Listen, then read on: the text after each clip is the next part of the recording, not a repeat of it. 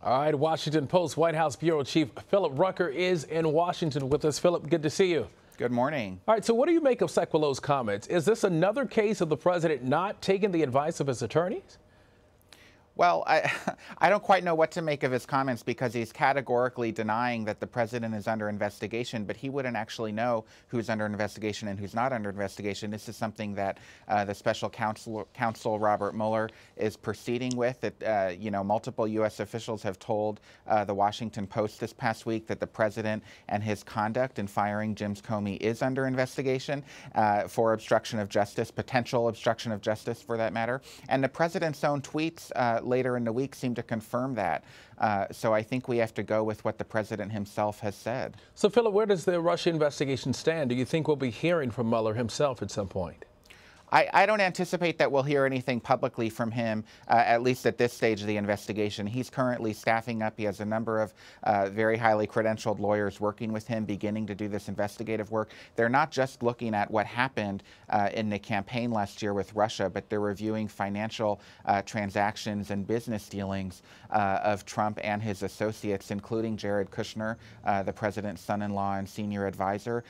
Mueller and his team have not accused anybody of wrongdoing. That's important to note, but they're proceeding ahead to try to find out what kind of case they might build and really get to the bottom of this, get some truth. I want to switch gears a bit. We saw a strong show of unity following the Alexandria shooting tragedy last weekend. Has that lasted, or is it back to business as usual on Capitol Hill?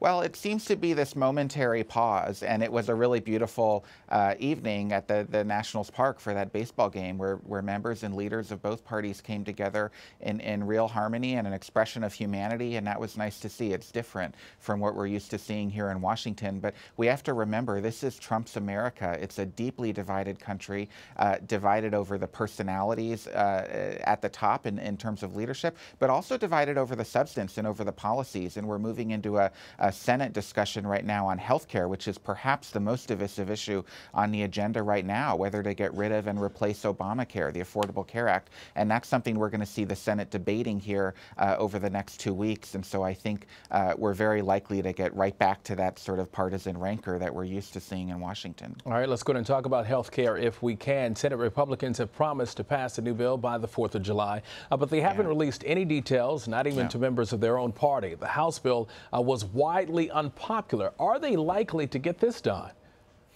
I don't know. I'm not a prognosticator when it comes to what can pass the Senate or not, but it's a really difficult challenge. Mitch McConnell, the Republican leader in the Senate, has to cobble together a majority of votes, and they just don't appear to be there right now, in part because there are a number of Republicans who are demanding different things from this bill. Some Republicans, for example, want a real sort of wholesale replacement of Obamacare. Others prefer to kind of tinker around the edges. There are demands for things like funding for the opioid epidemic. There's a lot of debate over what to do about Medicaid, and some of these Republican senators like Rob Portman represent states like Ohio that have very aggressively expanded Medicaid coverage under the Affordable Care Act. So I'm not sure where the Republicans are going to be able to reach consensus. And the broader dynamic here is that this is all happening behind closed doors. There's a committee of about a dozen Republican senators responsible with trying to put together this legislation, and they've been very secretive about what policy specifics are in the bill. We've not seen any language yet, and even their own Republican colleagues in the Senate, the rank and file Republicans, don't know what they're going to be voting on here if it comes to a vote in a couple of weeks. All right, Philip, so after celebrating it in public, President Trump reportedly called the House bill, quote, mean, cold-hearted, in private. Does that kind of reversal hurt his relationships on the Hill? It sure does.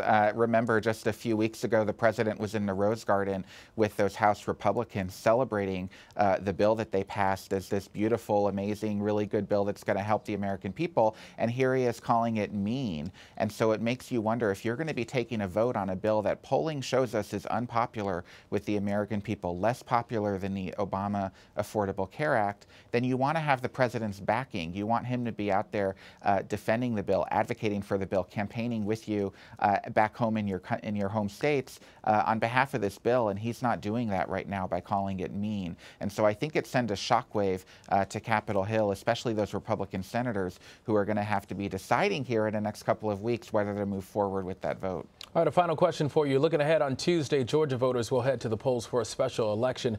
Democrat John Ossoff and Republican Karen Handel are competing for a seat once held by Newt Gingrich. Can Democrats win it, and how important is this race? They can. It's important in that it's going to set the tone for the midterm campaign season to come over the next year.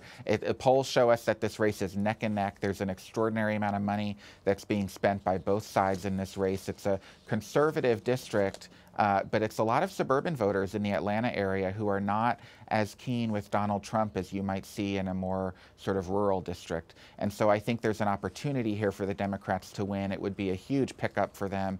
I think if the Democrats were to win this House race, it would really send a signal to House Republicans that they are endangered next year. But again, the Republican Karen Handel may be able to pull this out.